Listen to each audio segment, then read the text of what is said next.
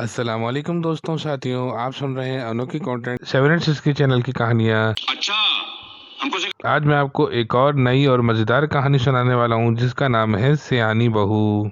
ये कहानी भी चंद किस्तों पर मुश्तमिल है। एक दफ़ा का जिक्र है, इंडिया के शहर राजस्थान में एक बड़ा ख़ानदान आबाद था।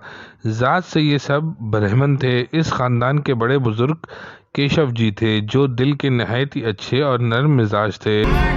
इनके बिल्कुल बरक्स इनकी धर्मपत्नी थीं, जो हद से ज्यादा सख्त और लड़ाका थीं।